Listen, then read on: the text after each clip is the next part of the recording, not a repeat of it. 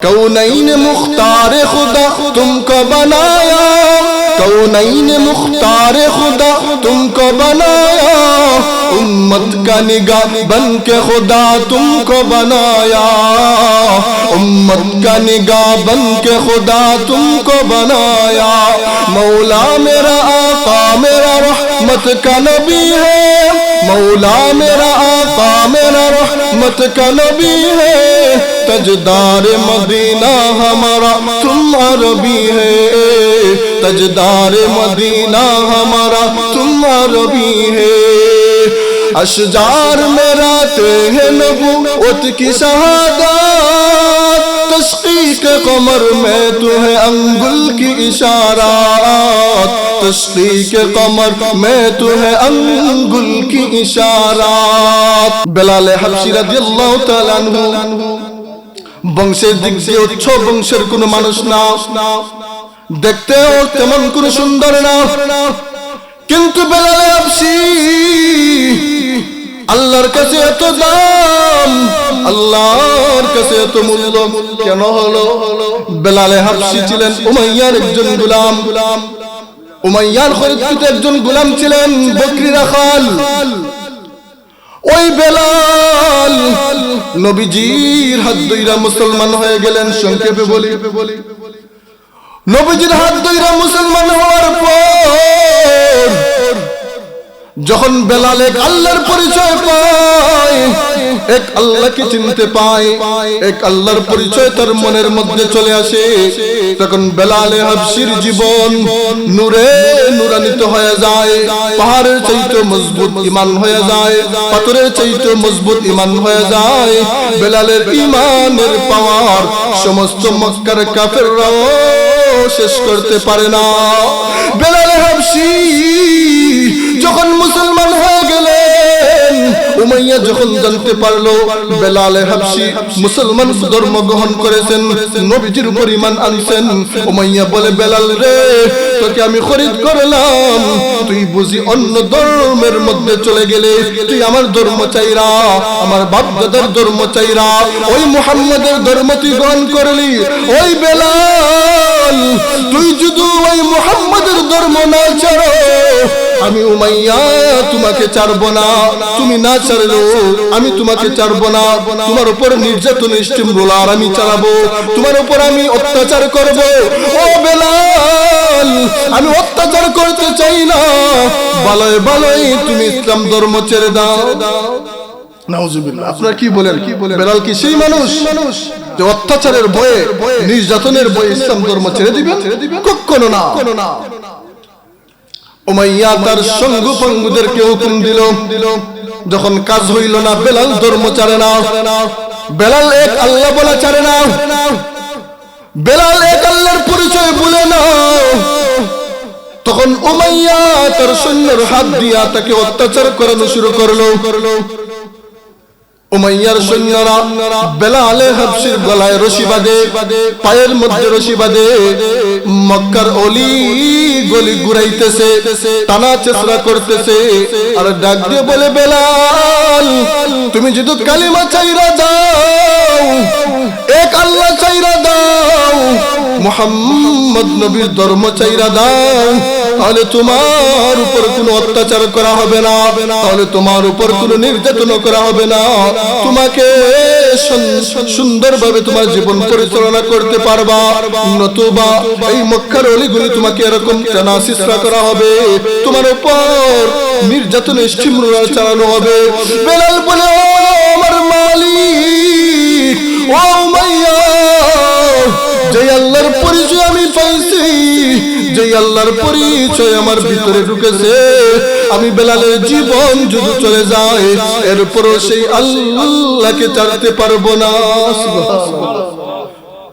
এবার উমাইয়া বলে, কাজ হবে না, কাজ হবে না, বেলাল হাবশীকে উলঙ্গ করো, শরীর থেকে কাপড় ছুঁড়ে ফেলো, বেলালকে উত্তপ্ত মরুভূমির মধ্যে শুইয়া রাখো, বেলালকে উত্তপ্ত বালির মধ্যে শুইয়া। এবার বলে, বেলাল, তুমি বলো না কালিমা ছাড়বানি, তুমি যদি কালিমা না ছাড়ো, এক আল্লাহর পরিচয় যদি তুমি না বলো, মুহাম্মাদের ধর্ম যদি তুমি না ছাড়ো, তাহলে উত্তপ্ত বালির মধ্যেই তুমি মারা যাবে। উত্তপ্ত বালির মধ্যেই তুমি এরকম কষ্টে পতিত হবে। বেলাল ডাক দিয়ে বলে, আমি বেলালের জীবন আমার আল্লাহ একটা দান করেছেন। আমি বেলালের জীবনের মধ্যে, আমি বেলালের শরীরের মধ্যে আল্লাহ যত পশম দিয়েছেন, পশম, প্রত্যেকটা পশমের বিনিময়ে যদি আল্লাহ এক একটা করে জীবন দান করতেন, তাহলে আমি বেলাল সেই আল্লাহকে মানার জন্য, সেই আল্লাহকে এক বলে বিশ্বাস করার জন্য প্রত্যেকবার জীবিত হইতাম, প্রত্যেকবার তোমাদের হাতে আমি মারা যাইতাম। সুবহানাল্লাহ। বেলাল তেরা নাম সে ইসলাম রহেগা, बेलाल तेरा नाम से इस्लाम रहेगा, दुनिया की मुआज़िन में तेरा नाम रहेगा, दुनिया की मुआज़िन में तेरा नाम रहेगा, सिद्दीक तेरा नाम से इस्लाम रहेगा, सिद्दीक तेरा नाम से इस्लाम रहेगा, दुनिया की सदाकत में तेरा नाम रहेगा, दुनिया की सदाकत में तेरा नाम रहेगा, फारूक तेरा नाम से इस्लाम रहेगा, फारूक तेरा नाम से इस्लाम रहेगा, दुनिया की अदालत में तेरा नाम रहेगा, दुनिया की अदालत में तेरा नाम रहेगा, हैदार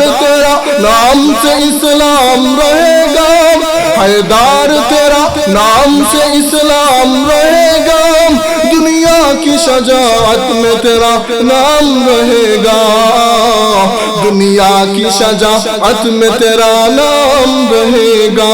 আমার ভাইরা বন্ধুরা, বেলালের উপর অত্যাচার শুরু হয়ে গেল, উত্তপ্ত বালির মধ্যে শুয়ায়। এরপরে বলে, বেলাল বলো না আল্লাহ চারবানি, বলো না নবী চারবানি। বেলাল বলে, না না, প্রত্যেকবার মরতে রাজি, এরপর আল্লাহ চারতে রাজি না। এরপরে নির্যাতন করে যতক্ষণ পর্যন্ত বেলালের শরীর নড়াচড়া করে, ততক্ষণ পর্যন্ত অত্যাচার করে। যখন অজ্ঞান হয়ে যায়, তারা মনে করে বেলাল হয়তো দুনিয়া থেকে বিদায় নিয়ে নিছে, তারা চলে যায়। আবার যখন বেলালের হুশ আল্লাহ ফিরাইয়া দেয়, আবার তারা অত্যাচার করে, এমন মার মারে। আবার যখন বেলাল অঙ্গ প্রত্যঙ্গ স্থির হয়ে যায়, তারা মনে করে বেলাল বিদায় নিয়ে গেছে, মারা গেছে, তারা অত্যাচার বন্ধ করে। আবার যখন বেলাল নাড়াচাড়া করে, আবার তারা অত্যাচার করে। এবার উমাইয়া বলে, ও আমার সৈন্যরা, এভাবে মারলে হবে না। যেই জবান দিয়ে বেলাল আল্লাহ জপে, সেই জবান বন্ধ করে দাও, তার বুকের উপর বিশাল পাথর দেও, দেখবে বেলাল কষ্টের মধ্যে পইরা আল্লাহ ভুলে গেছে। বেলালের বুকের উপর এবার বলে, বেলাল বল বল আল্লাহ চারবানি, বল নবী চারবানি, বল ইসলাম চারবানি। বেলাল বলে, আমার বুকে পাথর নয়, পাথর নয়, উহুদ পাহাড়ও যদি রাখো, আল্লাহর কসম, যেই আল্লাহর পরিচয় আমি পাইছি, সেই আল্লাহকে বলা এক মুহূর্তের জন্য সম্ভব না। উমাইয়া বলে, কাজ হবে না, এত বড় কথা কাজ হবে না। বেলালের জবানটা টিপ দিয়া ধরো, নাউজুবিল্লাহ। বেলালের জবানটা পিঞ্জা দিয়া ধরো। বেলালের জিহ্বা থেকে যে আল্লাহর স্লোগান আসে, সেই জিহ্বাটা ক্ষত বিক্ষত করে দাও, নাউজুবিল্লাহ। কোন রাওয়ায়াতে আছে ফেরাত ঢুকাইয়া দাও, নাউজুবিল্লাহ। কোন রাওয়ায়াতে পাওয়া যায় জ্বলন্ত কংরা, জ্বলন্ত আঙ্গা বেলালের জবানে ঢুকাইয়া দেওয়া হয়েছে, নাউজুবিল্লাহ। এরপর বেলাল আহাদুন আহাদুনের স্লোগান দে। এরপর বেলাল এক আল্লাহর একত্ব তোমাদের স্লোগান দেয়, এরপর বেলাল আল্লাহকে বলে না। সিদ্দিক আকবর দেখতেছিলেন এই কষ্টের দৃশ্য, বেলালের কাছে গিয়ে বলেন, বেলাল, ও বেলাল, এত কষ্ট তুমি কেন করো? জীবন বাঁচানো তো ফরজ। ও বেলাল, সময়ের জন্য তাদের কথাটা যদি তুমি মানতে, তাহলে এই নির্যাতনের সীমাটা একটু কম হইতো, একটু কম করতো। বেলাল, জীবন বাঁচানো ফরজ, জীবনের প্রতি দয়া দেখাইও তুমি তো তাদের কথা মানতে পারতা। বেলাল বলে, ও সিদ্দিক আকবর, ও আল্লাহর রাসূলের সাহাবী, আমি কিভাবে বলবো? তারা যখন আমার শরীরে আঘাত করে, সেই আঘাতের কষ্টের চাইতে আমার আল্লাহর আহাদুন বড় মজা লাগে। আলহামদুলিমান কদ্দারা খায়রাও ওয়া খাবালা, আলহামদুলিমান কদ্দারা খায়রাও ওয়া খাবালা, والشكر لمن صور حسنا وجمالا، والشكر لمن صور حسنا وجمالا، فرد صمد عن صفات الخلق بريء، رب أزلي خلق الخلق جمالا، لا زد ولا ند ولا حد لمولاه، الآن كما كان ولم يلق زوالا، الآن كما كان ولم يلق زوالا، لا مثل لمن صور مثله ونزيرا، من قال سوى ذلك قد قال محالا، من قال سوى ذلك قد قال محالا। আমার ভাইয়েরা বন্ধুরা, বেলালের উপর নির্যাতন করে এরপরে বেলালকে সেই কথা থেকে সরাতে পারে না। এই বেলালের কত দাম আল্লাহর কাছে বেড়ে গেছে। আল্লাহর নবী বলেন, বেলালের প্রতি আল্লাহ এত মহব্বত জন্মেছে, বেলালের প্রতি আল্লাহর এত ভালোবাসা জন্মে গেছে। ওই বেলাল যখন দুনিয়ার জমিনে হাঁটে, ওই বেলালের পদধ্বনি আল্লাহ জান্নাতে বাজান। সুবহানাল্লাহ। হাজির মাজলিস, তাহলে আল্লাহকে সন্তুষ্টির জন্য কেউ যদি নিজের জীবনকে বিলীন করে দেয়, আগে বলেছিলাম মাল বিলীন করে দেওয়ার কারণে আল্লাহ তার শানে আয়াত নাযিল করে দিয়েছেন। আর বেলালে হাবশি নিজের জীবন বিলীন করে দেওয়ার কারণে আল্লাহ বেলালের দাম কত বাড়াইছেন। জমিনে হাঁটলে বেলালের পদধ্বনি আল্লাহ জান্নাতে বাজান। সুবহানাল্লাহ। শুধু কি তাই? এই ঘটনা বলে শেষ আলোচনা। বেলালে হাবশি নিজের জীবনের বিনিময়ে আল্লাহর দরবারে কেমন মর্যাদা তিনি অর্জন করেছেন। বেলালে হাবশি মদিনা মুনাওয়ারার মসজিদের মুয়াজ্জিন, আল্লাহর রাসূল ইমাম, আর বেলাল হলো মুয়াজ্জিন। আল্লাহ রাসূলের একনিষ্ঠ খাদেম ছিলেন বেলালে হাবশি। কত দাম আল্লাহ বাড়াইছেন। সিদ্দিক আকবরের মতো সাহাবী, উমরে ফারুকের মতো সাহাবী, আল্লাহ রাসূলের সাথে যদি দেখা করতে হয় বেলালের পারমিশন নিতে হয়। সুবহানাল্লাহ। সেই মসজিদে নববীর মুয়াজ্জিন বেলালে হাবশি আযান দিতেন। যেই বেলালের আযানে মদিনাবাসী নতুন জীবন ফিরে পেত, সেই মদিনাবাসীর মুয়াজ্জিন ছিলেন বেলালে হাবশি। রীতিমতো আযান দেন, নামাজ হয়, আযান দেন, নামাজ হয়। একদিন সাহাবায়ে কেরাম অবজেকশন দিলেন আল্লাহ রাসূলের দরবারে, ইয়া রাসূলুল্লাহ, ইয়া হাবিবাল্লাহ, ওগো নবীজি, আপনার বেলাল যখন আযান দেয় আশহাদু বলতে পারে না, শিনের জায়গায় সা উচ্চারণ করে। ওগো নবীজি, আপনার বেলালকে মসজিদে নববীর মুয়াজ্জিনের দায়িত্ব থেকে বাহির করে দেন, অন্য একজন সাহাবী নিযুক্ত করেন যিনি সহিহ শুদ্ধ করে তেলাওয়াত জানেন, যিনি সহিহ শুদ্ধ করে উচ্চারণ জানেন। উনাকে মসজিদে নববীর মুয়াজ্জিন নিযুক্ত করেন।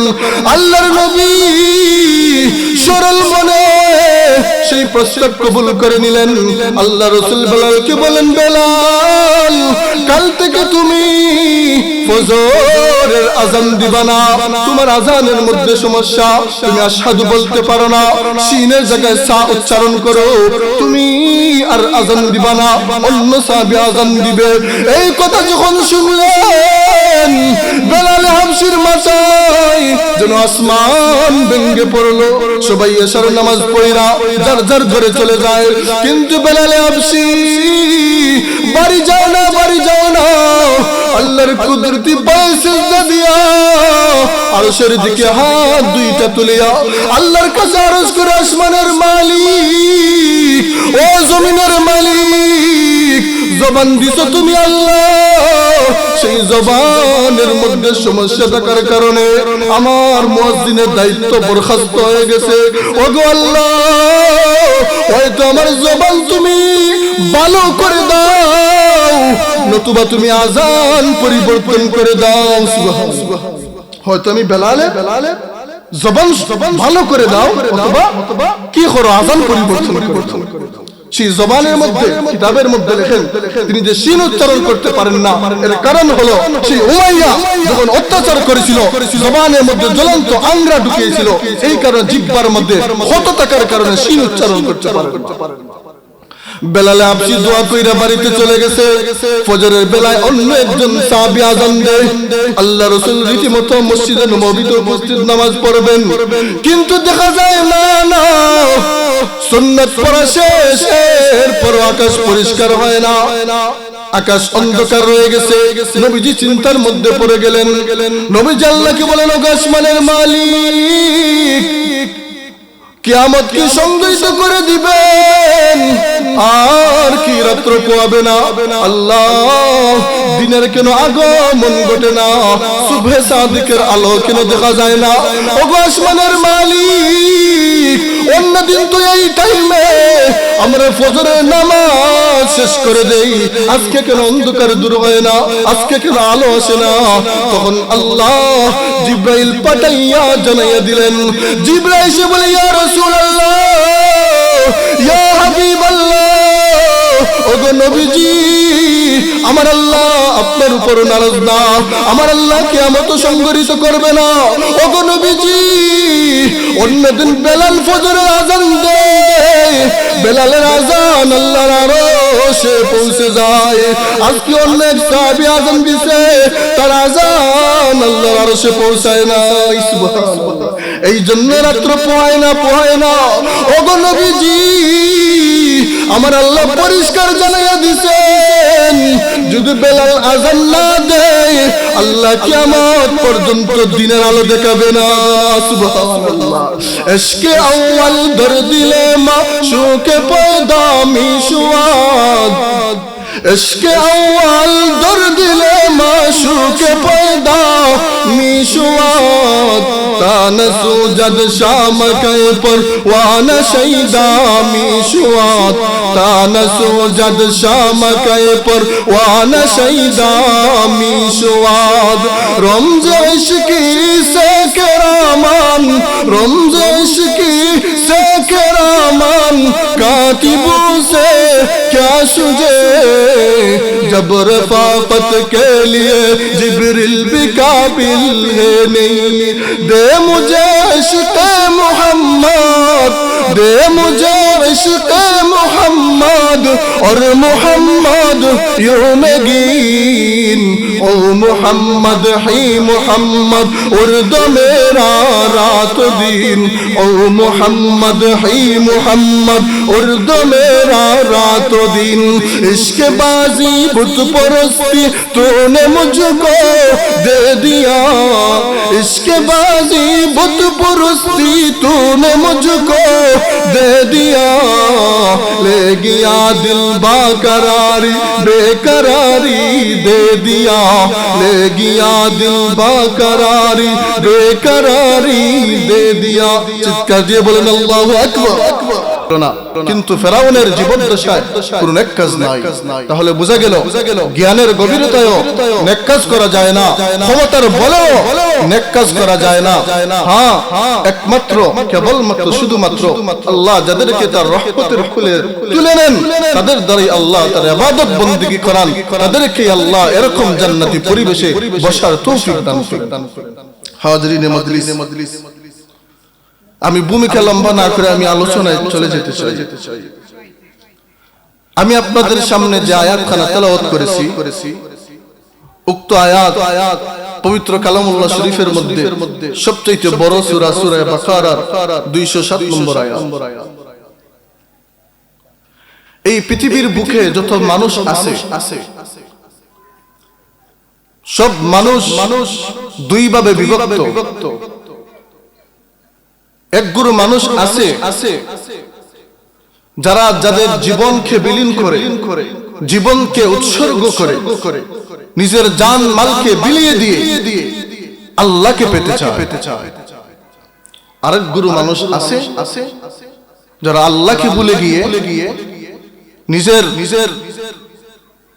দুনিয়াবি সৌন্দর্য বৃদ্ধির কারণে, দুনিয়াবি সুখ শান্তির কারণে আল্লাহকে নারাজ করে ফেলে।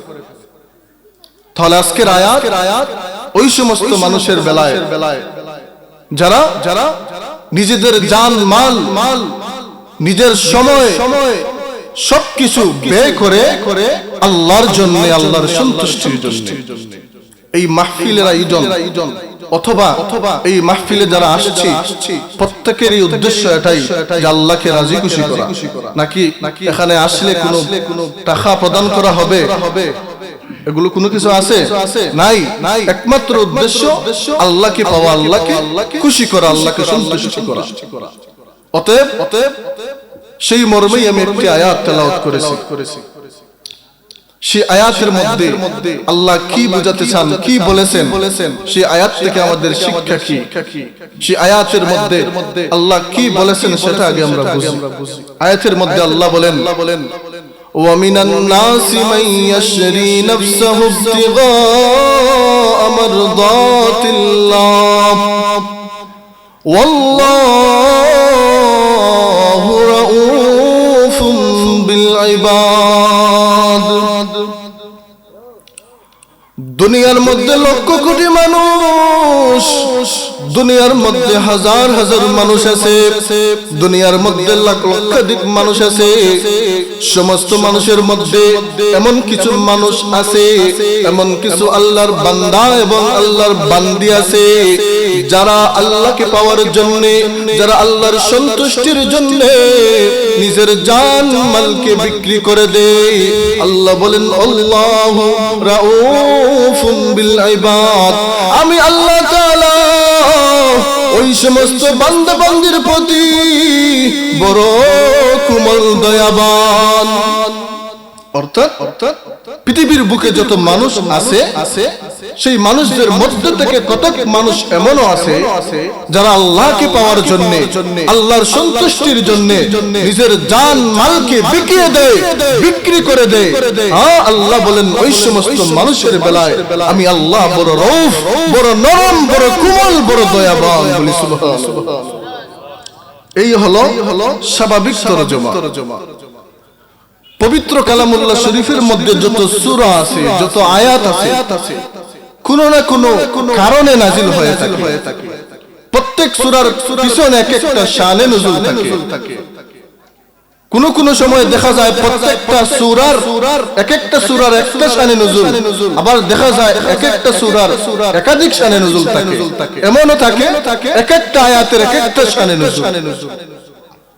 তাহলে এই যে আয়াত আল্লাহ নাজিল করলেন, আল্লাহর ভাষায় আল্লাহ জানাইয়া দিলেন পৃথিবীর বুকে যত মানুষ আছে সমস্ত মানুষের মধ্যে কিছু মানুষ আল্লাহর সন্তুষ্টির জন্য, আল্লাহকে রাজি খুশি করার জন্য নিজের জান মালকে বিকিয়ে দেয়।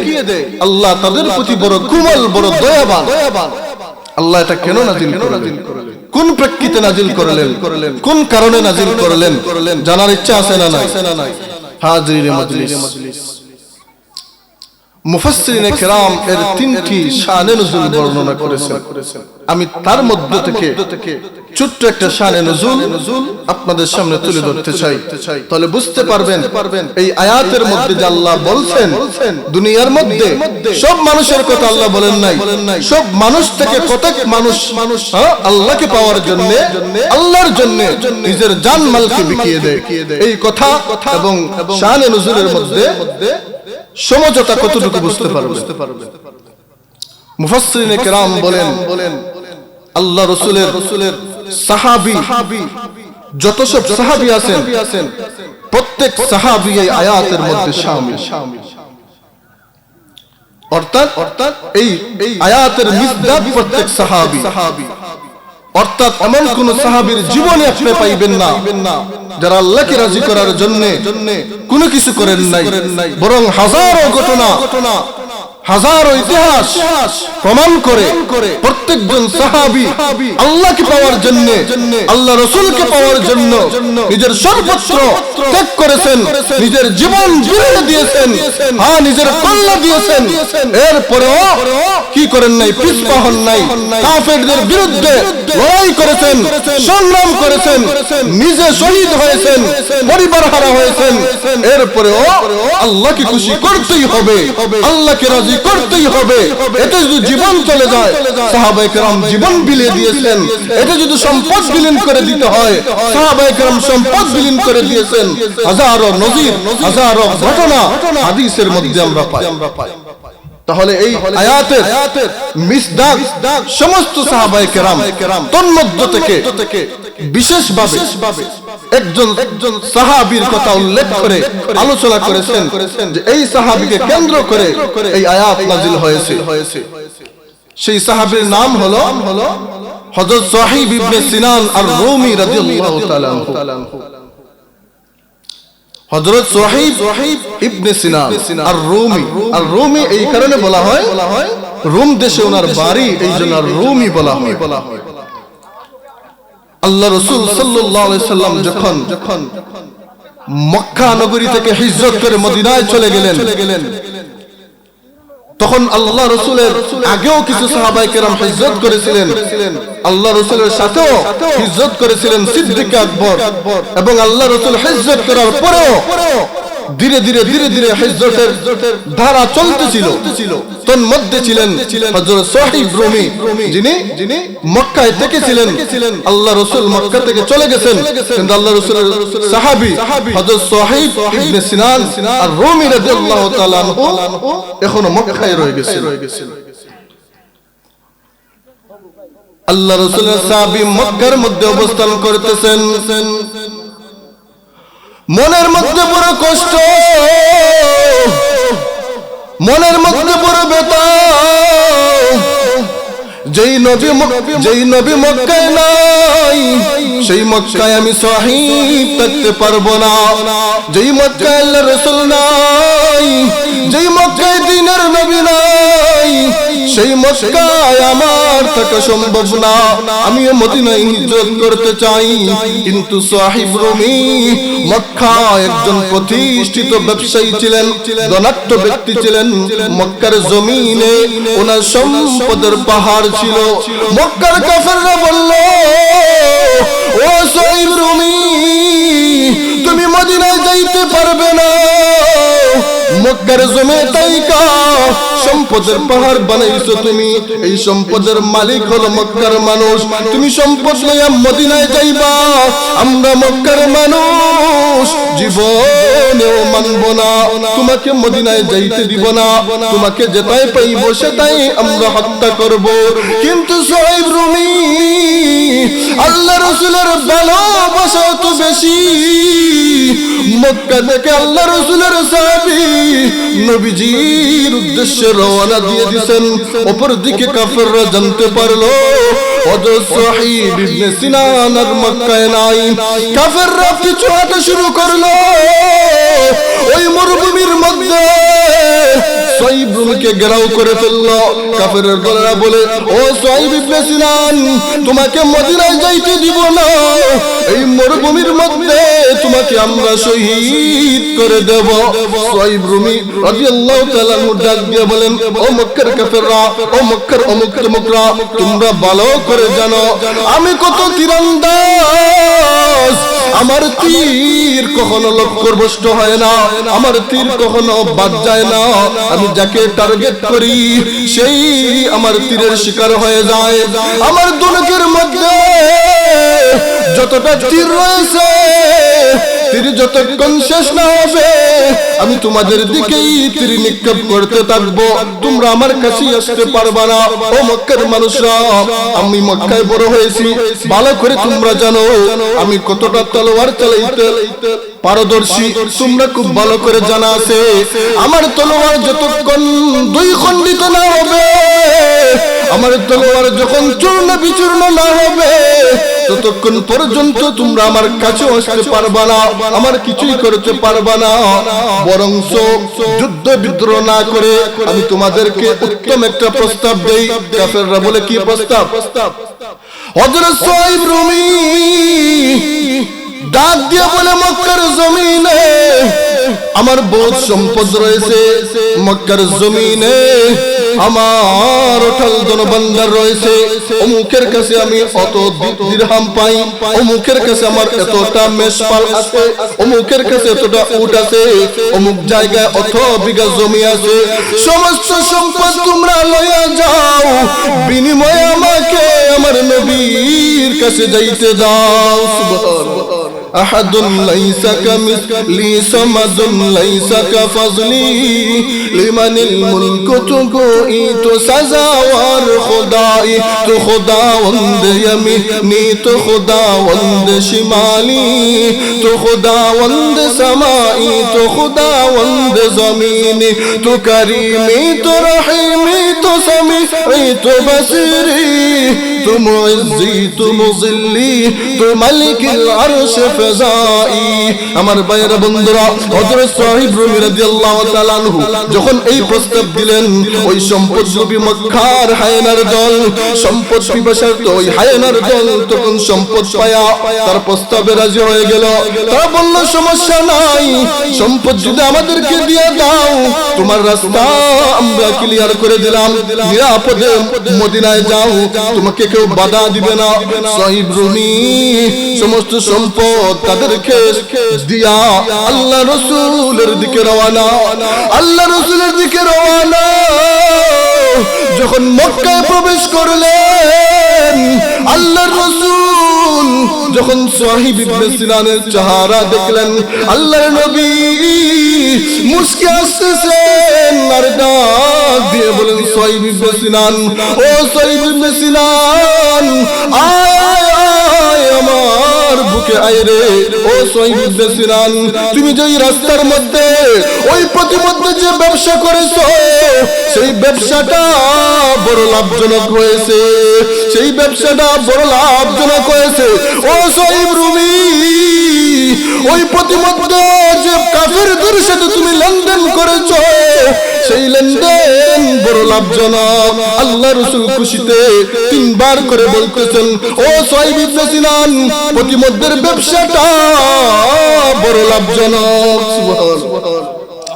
সুহাইব ইবনে সিনান ডাক দিয়ে বলে, ইয়া রাসূলুল্লাহ, ইয়া হাবিবাল্লাহ, ওগো নবীজি, মক্কা থেকে আমি এমন এক ব্যক্তি যে একা হিজরত করে মদিনায় আসতেছিলাম, আমার আগেও কোনো মানুষ ছিল না, আমার পিছনেও কোনো মানুষ ছিল না, আমার সঙ্গেও কোনো মানুষ ছিল না। প্রতিমধ্যে কাফেরদের সঙ্গে যে ঘটনা ঘটেছে দুনিয়ার কোনো মানুষ জানে না, জানে মক্কার কাফেররা। তারা তো ঘটনা শেষে মক্কায় চলে গেছে, আমি একাই মদিনায় চলে আসলাম। আমার আগে মক্কা থেকে কোনো মানুষ মদিনায় পৌঁছা সম্ভবই না। ইয়া রাসূলুল্লাহ, তাহলে আপনি কিভাবে জানলেন?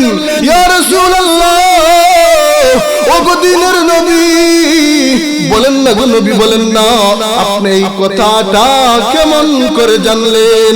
আমাদেরও প্রশ্ন জাগে কি জাগে না? সুহাইব রুমি এখনো মদিনায় পৌঁছলেন না, ওনার আগেও কেউ যায় নাই, পিছনে কেউ রয় নাই, সাথেও কেউ আসে নাই। আল্লাহ রাসূল এর আগে প্রতিমধ্যের ঘটনা কিভাবে জানলেন? সুহাইব রুমির মনের মধ্যে প্রশ্ন জেগেছে, আমাদেরও জাগছে কি জাগছে না? জেগেছে। হাজিরে মজলিস, আল্লাহ রাসূল ডাক দিয়ে বলেন, ও সুহাইব ইবনে সিনান, ও সুহাইব ইবনে সিনান, তুমি মদিনায় পৌঁছার আগে তুমি যে প্রতিমধ্যে যে ব্যবসা করেছো দুনিয়ার কোনো মানুষ দেখে নাই, মদিনার কোনো মানুষ সাক্ষী নাই, তোমার এই প্রতিমধ্যের ঘটনা আমার আল্লাহ আরশ থেকে দেখেছেন। সুবহানাল্লাহ। ও সুহাইব ইবনে সিনান, তুমি মদিনায় পৌঁছার আগে আল্লাহর পক্ষ থেকে জিবরাইল পবিত্র কালামুল্লাহ শরীফের আয়াত লয়া আমি নবীর কাছে আগমন করেছে। ওয়া মিনান নাসি মান ইয়াশরি নাফসাহু ইবতিগা মারদাতিল্লাহ ওয়াল্লাহু রাউফুম বিল ইবাদ। সুবহানাল্লাহ।